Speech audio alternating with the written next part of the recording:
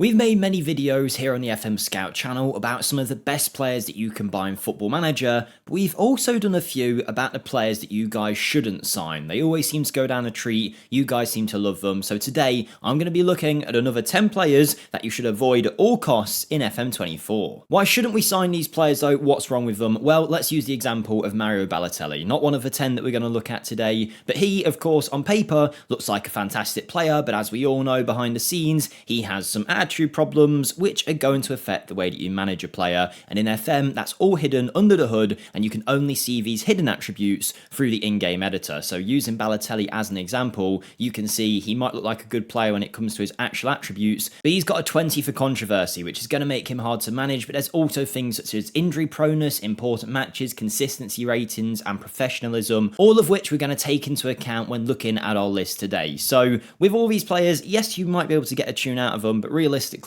they're not the best choice. If you've got money to spend on these players, I think you should spend it elsewhere. So let's kick off with player number 1. And this might surprise a few people. We have a real-life England international who plays for one of the bigger sides in his country as well, Noni Madueke of Chelsea, valued at 80 million quid. Many of you probably won't go out your way to sign him, but many a time at Chelsea he'll end up on the transfer list and he looks like a good signing. And as I just mentioned, I'm not saying you can't get good results out of these players, but if you're going to spend money on Madueke, you should spend it elsewhere. What is the reason for him? Well, he has an injury proneness rating of the highest level. In fact, he is considered one of the most injury prone wingers of his age group on the game. On a rating of 1 to 20, he has an injury proneness of 18, making him one of the most injury prone players you will find, particularly of his ability level. So for that reason, yes, you might be able to get away with it, maybe if you manage his fitness really well, but he starts your saves injured, which is a good sign in itself, and after that, he's got a very good chance of picking up more injuries, meaning he's going to be out for many games, he's going to be a waste of money in that sense. So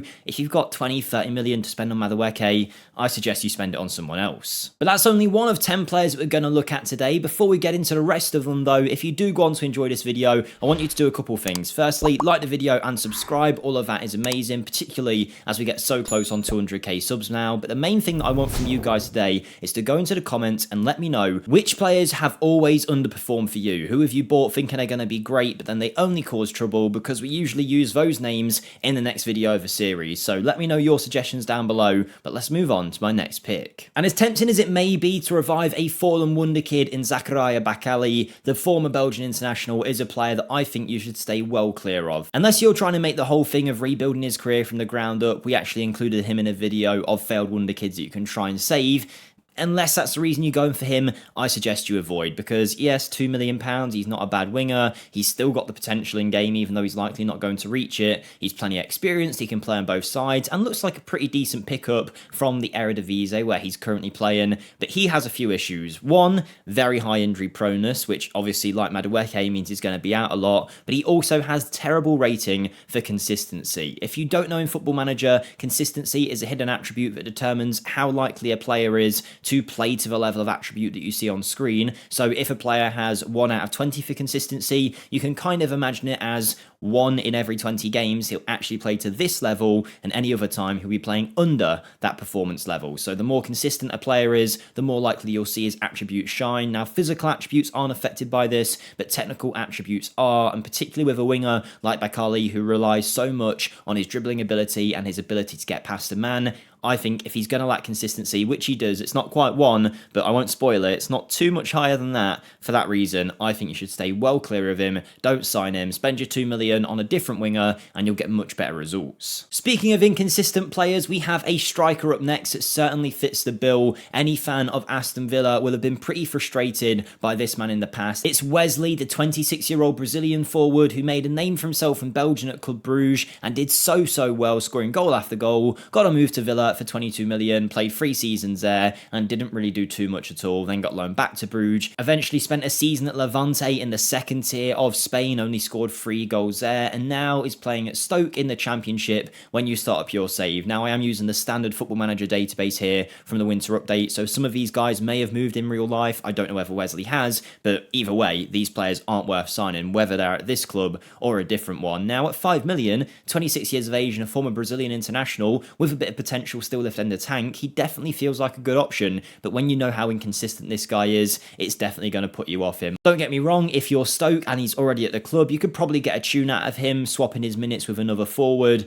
but I wouldn't rely on him as your main man, especially on 25 grand a week as a regular starter.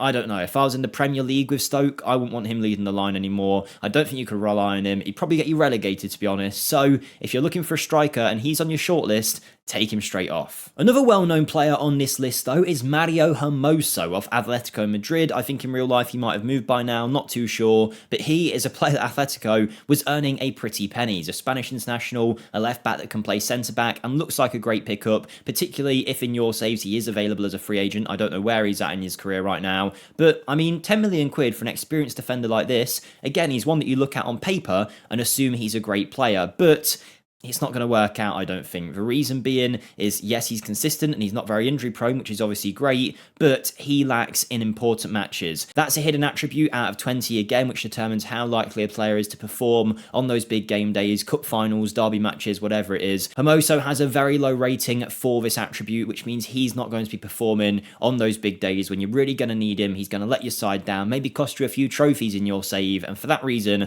I would certainly avoid him. But now we're about halfway through the player, I imagine many of you will be thinking, how can I find this out about a player before I sign them if they're not in this video? Well, like I say, you can see with the in-game editor, but many people won't have that. So what the game does is it actually tries to give you an idea of these things in a player's coach report. So if we go to Madueke's, for example, you'll see sometimes there is a mention of hidden mental attributes. For an example here, Madueke, who we mentioned his injury proneness, has a very red emblem for an injury proneness issue here. Now, the redder it is, the darker it is, the worse this attribute is out of 20. On the same end, the higher the attribute is on the value of 20, the more green it will be. So he's quite a versatile player by the looks of it, can play in a couple of positions, but he's inconsistent, as you can see here, and he has a problem with injuries. So always check your coach reports before signing a player. The amount of times I've signed a Wonderkid only to watch him do nothing and then realise actually he's an inconsistent player, and for that reason he's not going to perform well. So that's how you tell. But let's move on from Madueke to a different kind of player in thus Tino Anjorin, known as Tino Anjorin, a Chelsea academy player that in this save is on loan at Portsmouth, who again you might look at and go, I'm never going to sign him, but I promise you, this guy always ends up as a free agent, and for that reason, he always looks like a great deal. And actually, he's a young English player with decent ability and a lot of potential, can play that number 10 role well. And when you look at him like that, your scouts will rave about him as well, likely, as a free agent. He's going to look like good business, particularly if you're a championship team or something, looking to get promoted, looking to pick up a young talent that you can sell on for more in the future. And granted, you might still be able to get that out of Anjorin, but if you know anything about his career in real life, you'll know he was deemed to be one of the better players in Chelsea's academy, but it never quite worked out after a series of loans where he got injured during his career, and now for that reason, in-game, he has got an injury proneness of 18 out of 20. Like Madueke, he's going to be on the medical bench for most of the time that you have him at your club. He's not going to be on the pitch, and for that reason, I wouldn't be giving him any wages or spending a fee on him. Next, though, is a player that I've signed in many of my rebuilds in the past, and sometimes he's impressed me, but realistically, when I look at the reasons behind why you should or shouldn't sign him, I'm going to suggest you all stay clear. Now, just to let you know, if you want to see any of those rebuilds, you can find them on my channel, linked in the description down below. But this is Benat Turrientes, who I believe I bought on my Bilbao save. I can't remember exactly, but I think I did. And for that reason, if that is true, you can give me a bit of slack there, because obviously Bilbao have a very limited talent pool that they can sign from. But the Real Sociedad player is a young midfielder who has a ton of potential. In fact, he has the potential to be an elite Premier League level talent, an elite La Liga level talent for sure. And you can see that in his ability already at 21. A real metronome in the midfield that can do everything from goal scoring to passing to tackling. So why wouldn't you want to sign this guy? Well, there's a good reason. Much like Hermoso, the other Spaniard that we looked at, Turrientes has an important matches rating of 2. Now, with all of these hidden attributes, sometimes they can be changed over time, but even if you do get, say, consistency to go up a little bit, it's very rare and it doesn't happen very often. So when you see a player so low in his important matches attribute, if you want to sign him, please bear that in mind, that Benat Turrientes, when it comes to the big games, will not be performing well. He's got one of the lowest ratings in the game for important matches. He's likely going to let you down when those big days hit. So if you're a team that's looking to win things and not just sit mid-table and maybe push for Europe the way Sociedad might, then I wouldn't go for him. I think if you're an elite side looking for trophies, this is not the man you want covering that central area, such a key role in your team, that pivot player. If he's not on his game, it's going to let your whole side down. When it comes to bargain players, the Croatian leagues is a place where you can find many, and you'd not be mistaken for thinking that Dinamo Zagreb's Dario Spikic could be one of those. In fact, you can buy this young Croatian player, the 24-year-old, for only £2 million or so. He can play on either wing,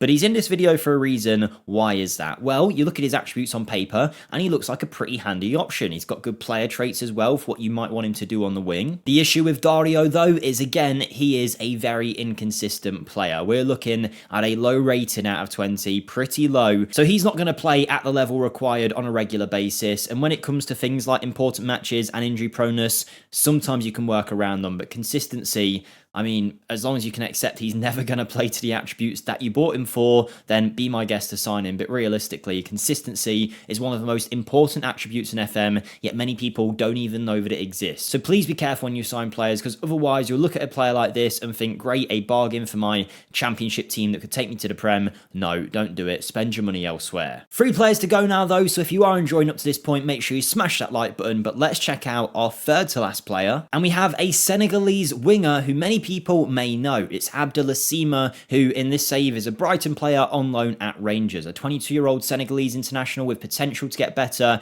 who often at his time at Brighton will get let go as a free agent in 2025. I've seen it happen very regularly, and he is one of them that if there's anyone in this list you can get around, he's probably the one I'd say go for, because he has some attributes that work really well in this year's engine. The jumping reach, the acceleration. He's got 15 finishing, 14 dribbling. What I suggest you all do with him is to get him off the wing and get him as a striker on advance forward. I promise you he'd do a very good job, but please bear in mind he is not going to be the player that he might look like at his attributes on a base level, because he has a low consistency rating. Now, unlike some of the others, the reason I think you can get around this slightly with Sima is that, as mentioned before, physical attributes aren't affected by consistency. Whether he's having a good day or a bad day, he's still as quick as he always is. So for that reason, if you are just relying on him for his explosive speed and whatnot, great, you can get around that. But if you want him to be your main man up front and you realise that half the time he's missing his chances despite his good finishing, he's missing his headers despite his good headers, that's going to be why. So just keep a note of it. Make sure you're aware of the fact that he is an inconsistent player, and for that reason, you might want to stay clear and sign someone else. And I don't know what it is about players in the Spanish leagues and being afraid of important matches, but another one with a low rating for that attribute is Gaston Alvarez, a Uruguayan 23-year-old playing for Getafe out in the Spanish leagues. I think they're in La Liga. Yes, they apparently are. There you go. Getafe are in the top league. He can play centre-back or left-back, and as a 6-foot defender who's maybe not the best crosser, you know what, I probably would look at him and think he could be a good centre-back option. Maybe not a ball-playing one because he's not a great passer, but who knows, maybe left-back is the best place for him actually. But either way, you look at his attributes and he looks like a pretty good option. Would I pay 7 or 8 million for him? Probably not, but in a world where he's probably going to get cheaper as time goes on at Getafe, some of you might go for him. But as mentioned, important matches is an issue. He's not going to be there when the important moments matter. Granted, if you're signing Gaston Alvarez, you're probably not a major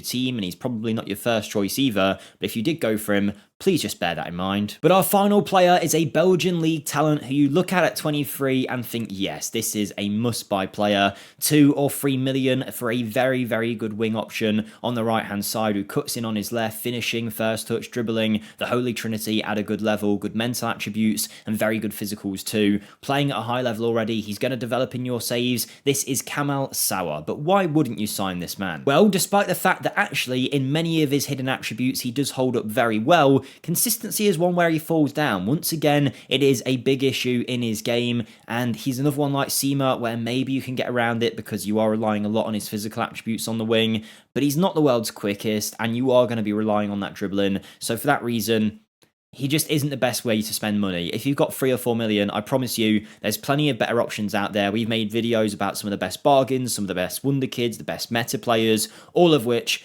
are much better options than the players we've looked at here. With all of them, like I mentioned, you could definitely still get good results, but I would suggest looking somewhere else for these players. I don't think they're the ones you want. So Kamal Sowah is my final player in my 10 players that you should avoid list. Let me know down below who you hate using in FM, and I'll see you next time. Goodbye.